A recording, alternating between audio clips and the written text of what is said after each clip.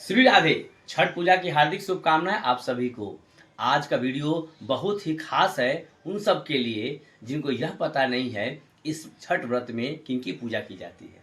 छठ व्रत का महत्व क्या है, क्या इसकी महत्वता है, छठ व्रत में किन सामग्री की आवश्यकता पड़ती है, यह पूजा कैसे किया जाता है, इस पूजा में किन किन नियमों का ख्याल रखा जाता है। और जो लोग पहली बार छठ उठाने की सोच रहे हैं, पहली बार छठ व्रत करने की सोच रहे हैं, उनके लिए भी वीडियो बहुत ही खास होने जा रहा है।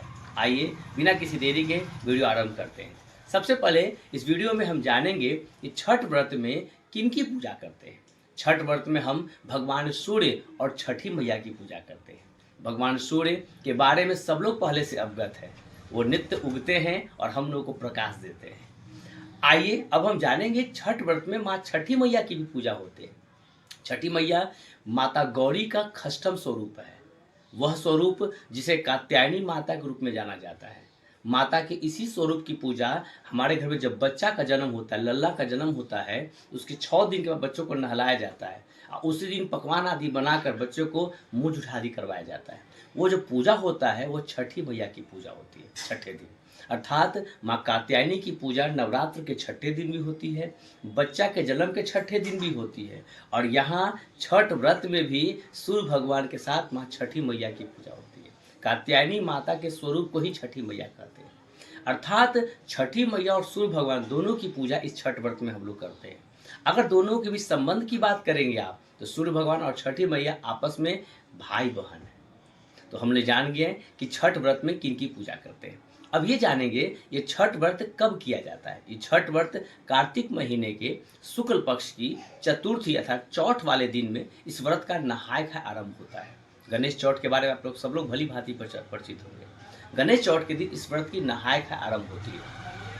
नहाय खाए के दिन करना क्या होता है, हम लोग घर को पहले से साफ सुथरा रखते हैं। एक सबसे महत्वपूर्ण बात याद रखेंगे, छठ व्रत में घर की साफ सफाई और बिल्कुल स्वच्छता का विशेष ध्यान देंगे।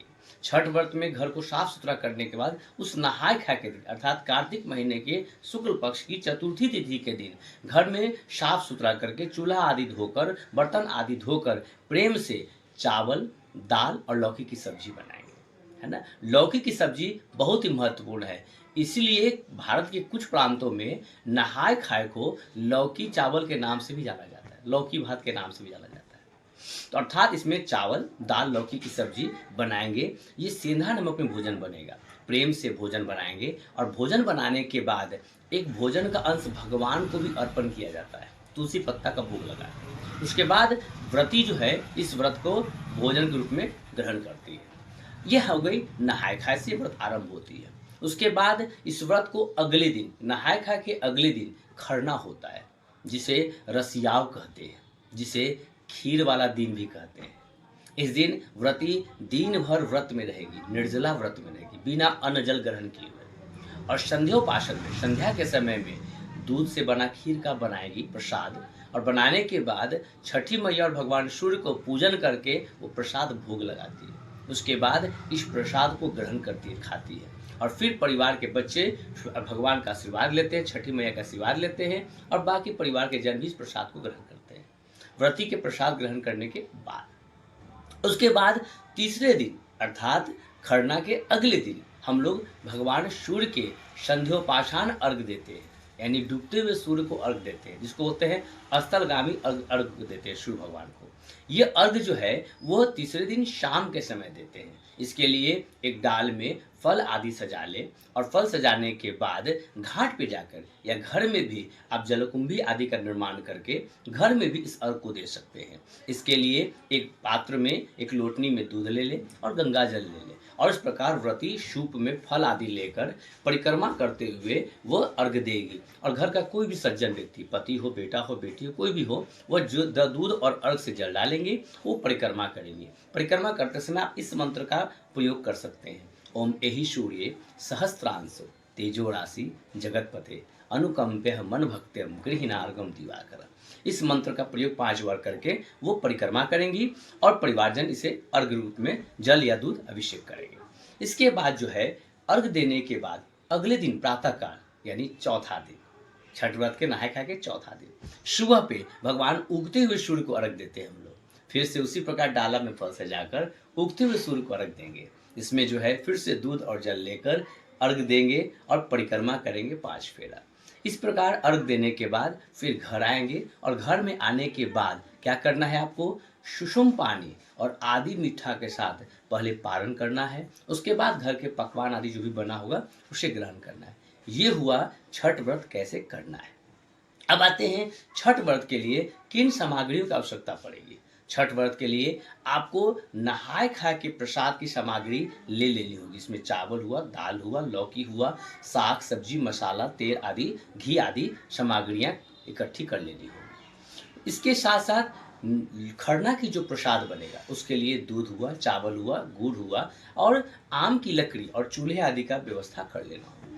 खरना के दिन के अगले दिन अर्थात अर्घ वाले दिन के लिए आपको फल, सूप, अगर पित्तल के सूप में देना चाहते हैं तो वो भी आप दे सकते हैं। पित्तल हमारे यहाँ बहुत ही पवित्र माना जाता है, शुभ माना जाता है पित्तल का सूप। अगर आपके पास वो व्यवस्था न हो तो आप लकड़ी के सूप से भी अर्घ दे सकते हैं और चाहे तो आप दोनों से दे सकते हैं, एक पित्तल और एक लकड़ी भी रख सकते हैं, क्योंकि जोड़ा सूप इसमें रखा जाता है। तो इस प्रकार से उसमें फल ले लेंगे। 5 फल कम से कम होना चाहिए। जो मौसम में जो आपके समय जहाँ भी आप रहते होंगे वहाँ पर जो भी 5 फल उपलब्ध हो वो से लिख लेंगे। विशेष रूप पे नारियल रखना अनिवार्य है। तो 5 फल रख लेंगे और 5 फल के साथ साथ इसमें सिंदूर, पान का पत्ता और उबटन बनाना ना भूलें। उबटन बना लेंगे। उबटन कैसे बनाया जाता है हम बता देते हैं। चावल का आटा या गेहूं का आटा में हल्दी आदि डालकर पानी लेकर उबटन तैयार किया जाता है। ये जो है जो अर्घ देती हैं माता, बहन, भैया, बाबू जो अर्घ देते हैं उनके हाथों में लगाया जाता है और सिंदूर लगाया जाता है, इसलिए उबटन बना लेना है। तो उबटन की तैयारी कर लिया, अपने अर्घ की तैयारी कर लिया। तो इस प्रकार की सामग्रियाँ इकट्ठी करनी पड़ती है। अब रही बात जो माताएं अर्घ देंगी उन्हें कितनी साड़ी की आवश्यकता पड़ेगी। कम से कम उन्हें 2 साड़ी अवश्य लेनी चाहिए। ये 2 साड़ी कब पहनेंगी और कैसे पहनेंगी ये हम बता देते हैं इस वीडियो में। सबसे पहले नहाय खाए के दिन जो आप वस्त्र पहनेंगी, घर की माताओं के बारे में बात कर रहे हैं, जो वस्त्र पहनेंगी वो वस्त्र घर का अमनिया वस्त्र होना चाहिए, यानी साफ सुथरा वस्त्र होना चाहिए। और खरना के दिन जो वस्त्र आप पहनेंगे वह नवीन वस्त्र होना चाहिए, नया वस्त्र होना चाहिए। उस वस्त्र को पहनकर आप खरना करेंगी और पुनः उस वस्त्र को रख देंगी। उस पर हमने घर का खीर खाया, प्रसाद लगा हुआ है ना, रोटी खाया है, इसलिए उस वस्त्र पे अर्घ नहीं देना ज़्यादा अच्छा रहेगा। और जो दूसरा वस्त्र आपने लिया है, मैंने कहा 2 नवीन वस्त्र लेंगे, तो दूसरा वस्त्र आपने लिया है उस वस्त्र से आप अगले दिन के शाम का अर्घ देंगी और चौथे दिन के सुबह का अर्घ देंगी। नवीन वस्त्र से 2 सांझ अर्घ देंगी और 1 नवीन वस्त्र से खरना करेंगी, इसलिए 2 नवीन वस्त्र ज़्यादा उपयोगी है। कोई किसी प्रांतों में कोई माताएं एक ही नवीन वस्त्र से खरना और दोनों शाम का अर्घ भी दे लेती हैं। ये भी किया जा सकता है, लेकिन अब पवित्रता की बात करें तो 2 नवीन वस्त्र होना चाहिए। खरना के दिन क्योंकि हम मुँह करते हैं, उस वस्त्र से हम भगवान को अर्घ क्यों दें। जब सब कुछ नया ही रखा गया है तो वह नवीन वस्त्र भी होने चाहिए। इस प्रकार हमने जाना ये वस्त्र। कुछ माताओं का हमें कमेंट भी आया था कि पंडित जी क्या हम लोग इस दिन श्रृंगार कर सकते हैं कि नहीं। ये सादा जीवन, वैष्णव जीवन बिताकर ही, वैष्णव जीवन में ही हम अर्घ दे सकते हैं, ऐसी बात नहीं है।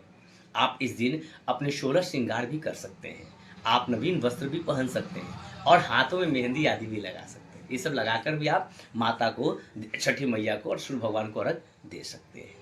अब आइए कि ये छठ व्रत क्या पहले से हमारे घर के कोई पूर्वज कर रहे हैं, कोई पहले से हमारे माता कर रहे हैं, पिता कर रहे हैं, क्या उनका भी छठ व्रत हम ले सकते हैं कि नहीं ले सकते हैं? बिल्कुल ले सकते हैं। अगर आपके घर में, जिस घर में आपकी शादी हो चुकी है और आप उस घर की बहू हैं और आपकी सास पहले से छठ व्रत कर रही है और वो असमर्थ है अब करने में, तो वो छठ व्रत आपको दे सकती है, उस छठ व्रत आपको दे सकती है। घर के माता हैं, घर के पिता हैं, कोई छठ व्रत कर रहे हैं, वो भी छठ व्रत अपने बहू या बेटे को दे सकते हैं। लेकिन आपकी माँ अपनी बेटी को छठ व्रत नहीं दे सकती है। माँ किसे देगी छठ व्रत? अपने बहू को देगी। आपकी सास आपको छठ व्रत अपना दे सकती है, ठीक है। और नहीं, अगर कोई ऐसा परिस्थिति घर में नहीं है तो नया सिरे से, नए ढंग से आप छठ व्रत नए सिरे से उठा भी सकते हैं, क्योंकि इस बार मूलमास नहीं लग रहा है। तो जितने भी नए लोग हैं जो छठ व्रत करने के लिए बहुत जिज्ञासु हैं वो इस बार कर सकते हैं, कहीं भी कोई प्रतिबंधित इस बार नहीं लगा हुआ है। अब आइए छठ व्रत की सबसे महत्वपूर्ण बात, वो यह है, इस पूरे व्रत में नियम का विशेष ख्याल रखें। इस पूरे व्रत में खासकर जो जो नियम बताए गए हैं उसका विशेष ख्याल रखें। जैसे प्रसाद बनाते समय जूठा सकरी आसपास न होने चाहिए।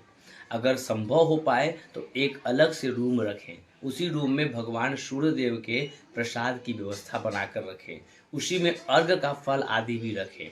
उस रूम को अलग से रखेंगे ताकि घर के बाल बच्चे या घर के छोटे बड़े जो भी लोग हैं वो किसी कारण से घर के प्रसाद को जूठा न कर पाए।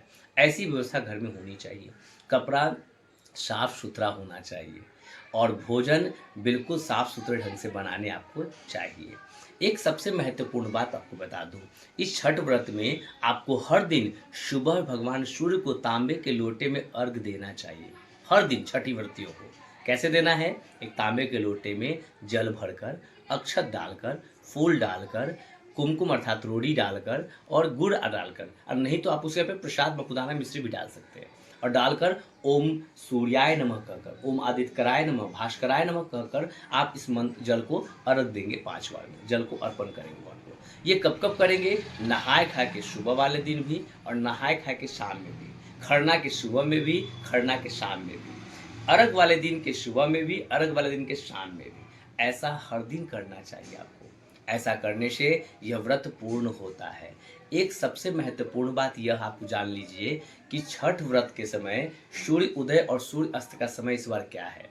तो 6:35 से अधिकांश दिन यानी चारों दिन में 6:35 6:36 ये लगभग समय है। तो 6:35 से 6:36 के बीच में सुबह में हर दिन सूर्य उदय हो रहे हैं और 5:37 में हर दिन सूर्यास्त हो रहे हैं। तो इस समय का ख्याल रखेंगे, सुबह जल देने के लिए और शाम में जल देने के लिए। मेरे ख्याल से यह वीडियो आपके लिए बहुत लाभकारी हुआ होगा। इस वीडियो से आप समझ चुके होंगे कि छठ व्रत में किन सामग्रियों की आवश्यकता पड़ेगी, ये व्रत कैसे करनी है और किन नियमों का ख्याल रखना है।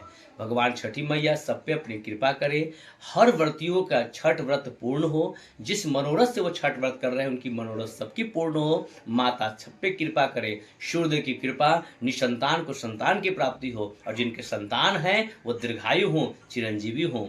भगवान सूर्य सब पे अपनी कृपा बसाए। जय छठी मैया, जय सूर्य भगवान।